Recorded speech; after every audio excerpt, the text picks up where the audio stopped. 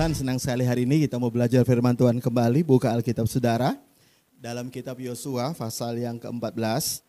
Kita baca di ayat yang ke-10 dan ayat yang ke-11. Nah, sebelum saya baca, saya pengen jelaskan dulu konteksnya. Ini konteksnya tentang Kaleb datang menghadap Yosua untuk menagih janji. Janji yang diucapkan Tuhan lewat Musa ketika dia berumur 40 tahun, ya. Dan hari itu dia berumur 85 tahun ketika dia datang untuk menagih janji kepada Yosua, ya. Nah, lihat ayat 10 apa kata Kaleb, ya. Jadi sesungguhnya Tuhan telah memelihara hidupku seperti yang dijanjikannya. Kini sudah 45 tahun lamanya sejak diucapkan firman Tuhan itu kepada Musa, dan selama itu orang Israel mengembara di padang gurun. Jadi sekarang telah berumur 85 tahun aku hari ini, ya. Jadi Kaleb itu nunggu janji Tuhan berapa tahun? 45 tahun, dari 40 lalu umur 85 tahun baru dia digenapi. Dia minta kepada Yosua untuk janjinya digenapi. Lihat 11. Pada waktu itu aku masih sama kuat seperti pada waktu aku disuruh Musa, seperti kekuatanku pada waktu itu. Demikianlah kekuatanku sekarang untuk berperang dan untuk keluar masuk. Yang percaya sama-sama katakan amin. Nah, saudara tahu kalau Anda dijanji seseorang, tentunya Anda pengen supaya janji itu segera digenapi. Betul nggak? Karena kenapa? Kan paling enak kalau dijanjiin hari ini besok langsung digenapi, ya. Tapi kalau saudara lihat Kaleb dijanjiin 45 tahun nunggu. Dan luar biasanya 45 tahun dia nunggu dengan stabil, dengan kekuatan yang Alkitab tadi bilang kekuatannya tetap sama, ya.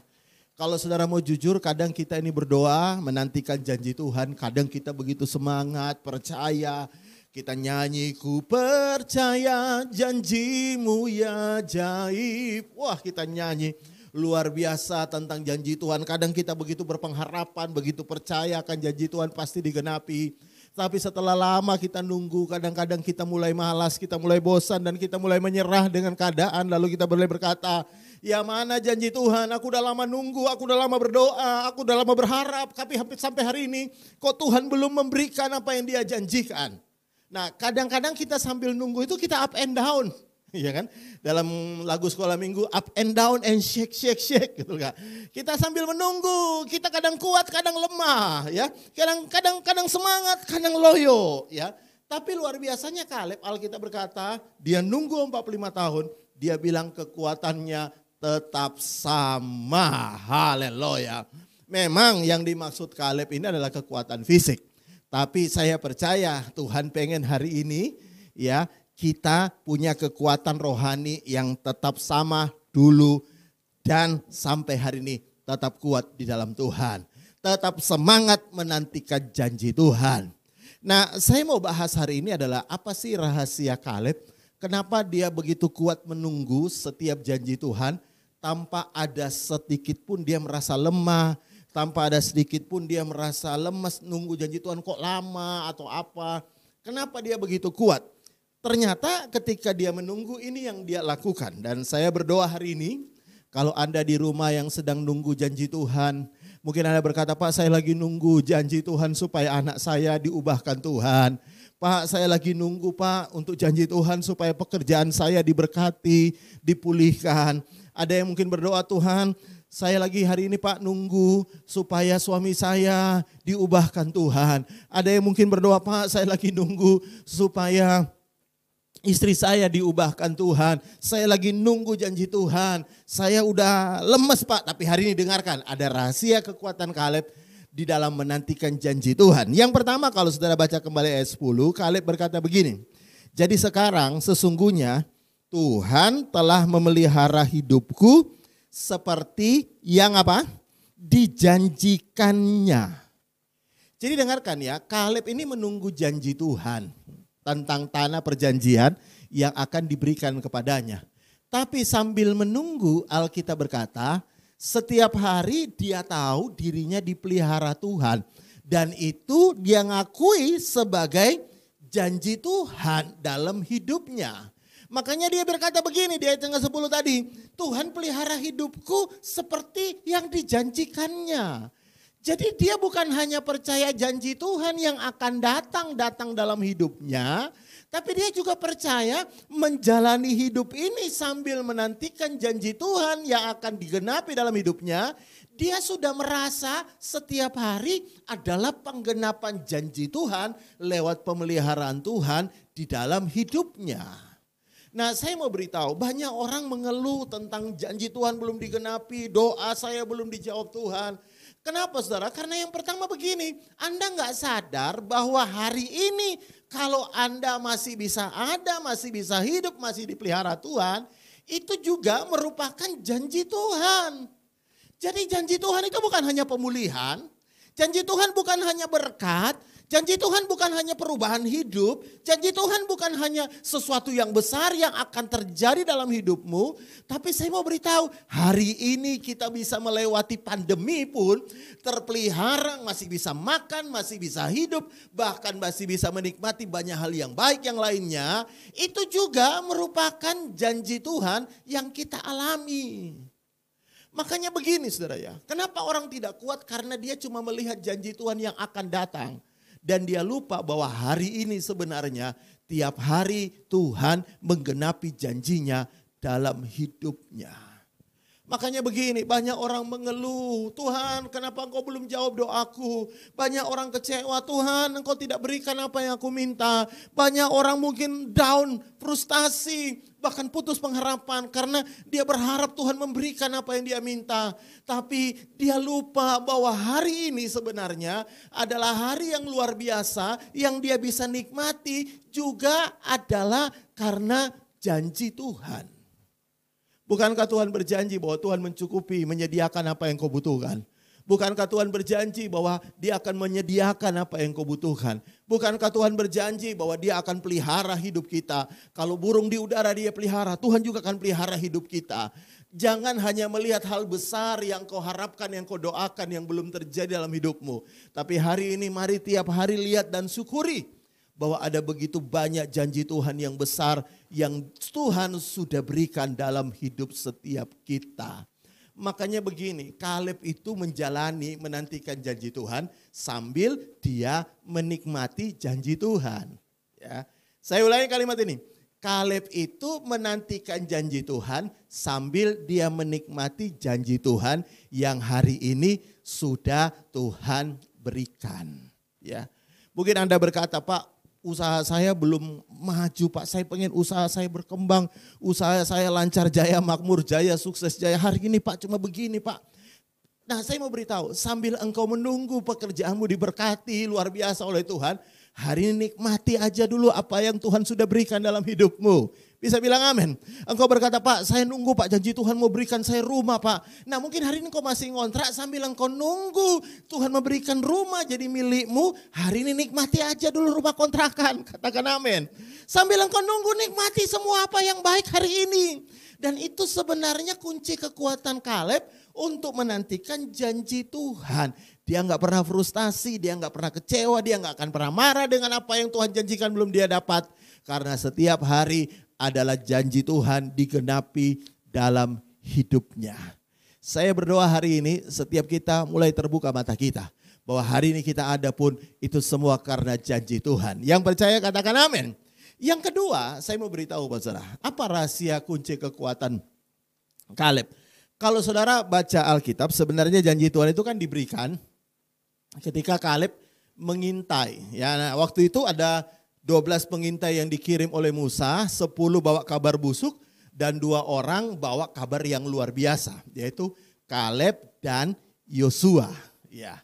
Dan yang menarik begini, saudara tahu, ketika Musa mati, yang menggantikan Musa itu Yosua. Padahal kalau saudara tahu, mereka ini berdua sama-sama adalah orang yang luar biasa. Mereka berdua ini adalah sama-sama orang yang memberikan kabar luar biasa ketika mereka disuruh mengintai oleh Musa. Tapi ketika Musa mati, justru Yosua yang naik, Kaleb biasa aja, ya kan? Kaleb biasa aja. Jadi dua orang sama-sama rohani, dua orang sama-sama sungguh-sungguh sama Tuhan, dua orang sama-sama bawa kabar yang luar biasa ketika mengintai. Tapi satu naik yaitu Yosua gantiin Musa, tapi Kaleb biasa aja. Gak ada satu yang signifikan terjadi dalam hidupnya meskipun dia sama-sama dengan Yosua sungguh-sungguh dengan Tuhan. Nah ini menjadi menarik karena begini saudara ya. Saudara pernah ngalami nggak Anda sama-sama sungguh-sungguh dengan Tuhan, tapi kok dulu teman sepelayanan, dulu teman sama-sama ibadah, dulu sama-sama cinta Tuhan, tapi kok dia hidupnya naik, kok saya kok enggak, ya kan? Oh dia kok diberkati, saya kok enggak, padahal sama-sama loh kita Pak, pelayanan kemana-mana dulu sama-sama, setia, dari muda sama-sama, katanya kita ini cinta Tuhan sama-sama, wah luar biasa, tapi kok dia hebat sekarang Pak, saya kok biasa aja Pak, ya kan? Nah kita mungkin sering dengar orang berkata, Pak dia tidak cinta Tuhan, dia main-main dengan Tuhan, dia nggak sungguh-sungguh sama Tuhan tapi diberkati. Saya ini sungguh-sungguh tapi nggak diberkati, itu udah biasa. Ya. Tapi yang berbeda dari Kaleb, sama-sama cinta Tuhan dengan Yosua, sama-sama sungguh-sungguh dengan Tuhan, sama seperti Yosua, tapi Yosua yang diangkat dia biasa aja, nggak ada sesuatu yang signifikan. Nah ini tidak mudah untuk Kaleb sebenarnya menghadapi, apalagi dia dijanjiin dan janjinya itu lama banget, 45 tahun belum digenapi ya.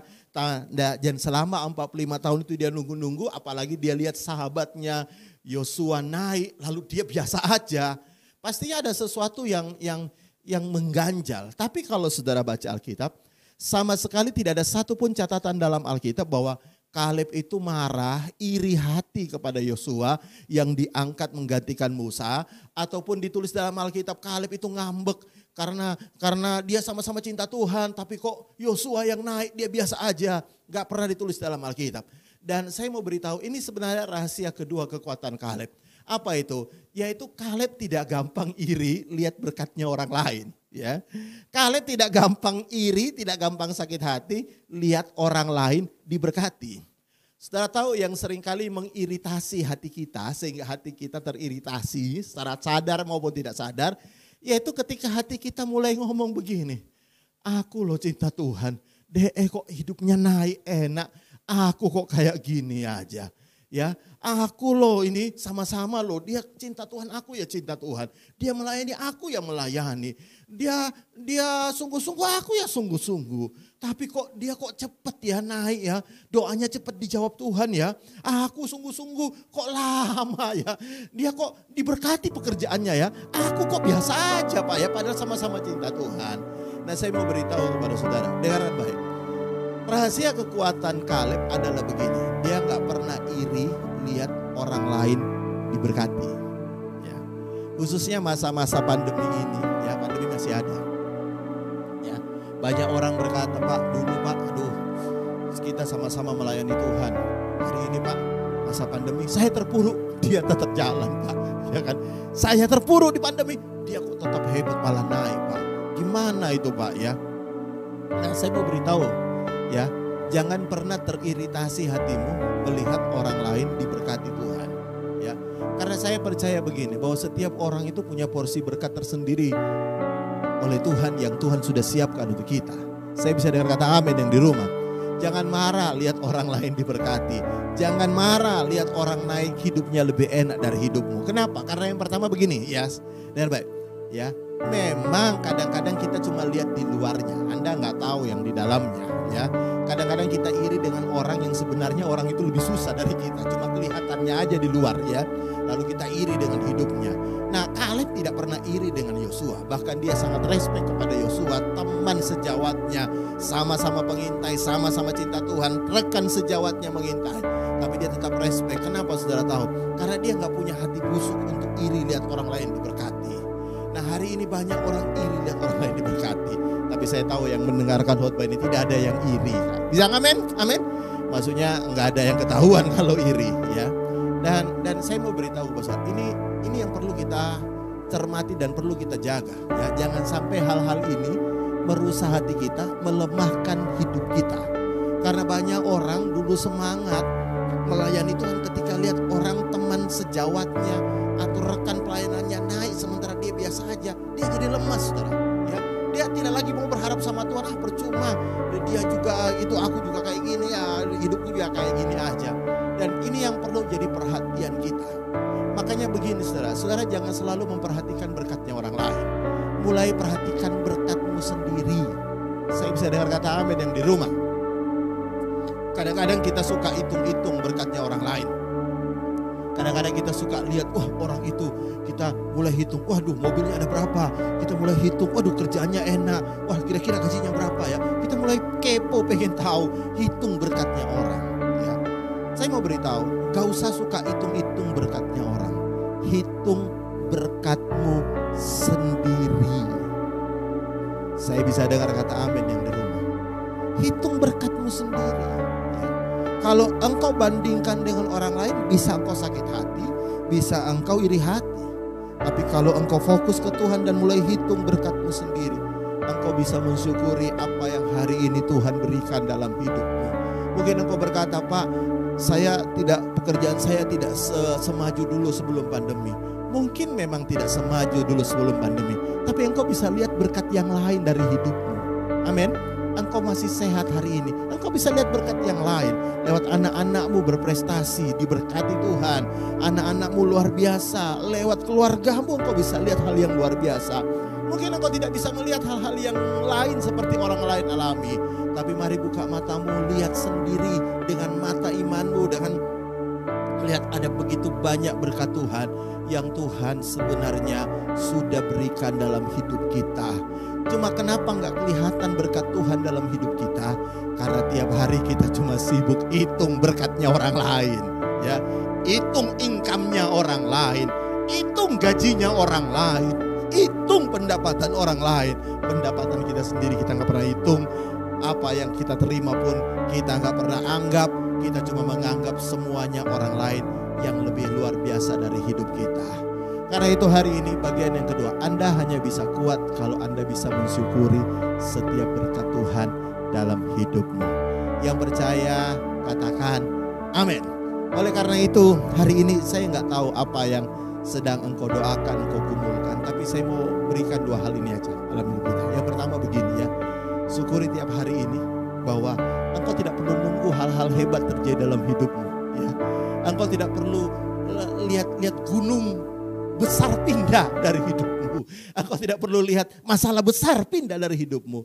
Engkau cuma bisa lihat hal-hal kecil tiap hari. Engkau lihat, engkau masih bisa bangun, bernafas, menggerakkan badan, semuanya. Dan engkau berkata, Tuhan, memang doaku belum dijawab. Memang janji Tuhan belum digenapi dalam hidupku.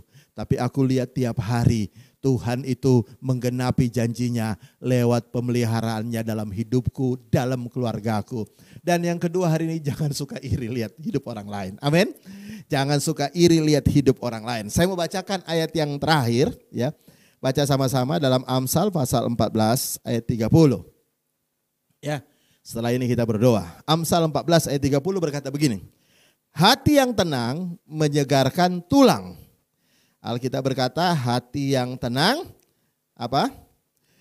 Menyegarkan tulang. Ya. Tetapi iri hati membusukkan tulang. Ya. Iri hati membusukkan tulang. Nah, saya mau baca dalam terjemahan Indonesia Sehari-hari itu ayatnya berkata begini ya. Dalam terjemahan Indonesia Sehari-hari berkata begini, hati yang tenang menyehatkan badan. Oh haleluya. Iri hati bagaikan penyakit yang mematikan.